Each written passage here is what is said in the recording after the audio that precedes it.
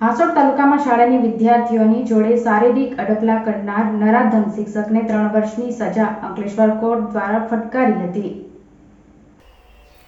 કેસની વિગત અનુસાર 7 ફેબ્રુઆરી 2022ના રોજ હાંસોડ ખાતે ગ્રામ્ય વિસ્તાર ફરજ બજાવતા અને અંકલેશ્વર ખાતે દીવા રોડ ઉપર આવેલી સોસાયટીમાં રહેતા ઈશ્વર ગુમાન પટેલે પોતાની શાળામાં ધોરણ 5માં અભ્યાસ કરતી વિદ્યાર્થીને માપ લેવાના બહાને વર્ગખંડમાં બારી પાસે બોલાવી હતી અને બારી પાસે ઊભી રાખી માપ લીધા બાદ તેની જોડે શારીરિક અડપલા કર્યા હતા। જે બાદ વિદ્યાર્થીની ત્યાંથી ભાગવા જતાં તેને પકડી રાખી શારીરિક અડપલા કરતા તેને પહેરેલા ફ્રોક પણ ફાડી નાખ્યું હતું અને કેન પ્રકારે હવસખોર શિક્ષકથી બચી બાળકી ઘરે પહોંચી હતી અને માતા પિતાને પોતાની આપવતી કહેતા તેઓ પણ ડઘાઈ ગયા હતા અને તેઓ શાળાએ પહોંચી ઈશ્વર પટેલને પૂછતા તે એકદમ ગુસ્સે થઈ બાળકીના પિતા જોડે ઝપાઝપી પર ઉતારી આવ્યો હતો અને મારઝૂડ કરવાની શરૂઆત કરી હતી તેમજ બાળકીના પિતાનો શર્ટ પણ ફાડી નાખ્યો હતો।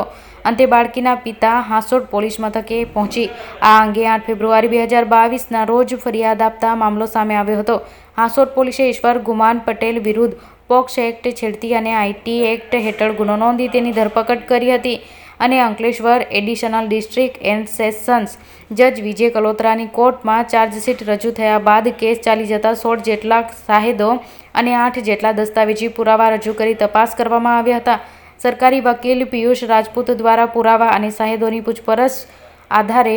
ધારાદાર દલીલોને ગ્રાહ્ય રાખી જજ વિજય કલોત્રા દ્વારા માનસિક રીતે વિકૃત શિક્ષક ઈશ્વર ગુમાન પટેલને કસૂરવાર ઠેરાવી વિવિધ આઈપીસી ધારા હેઠળ 3 વર્ષની સખ્ત કેદની સજા અને 12,500 રૂપિયાનો દંડ ફટકાર્યો હતો। સજાની જાહેરાત સાથે જ શિક્ષક જગતમાં ભારે ખળભળાટ મચી જવા પામી શિક્ષણ જગતને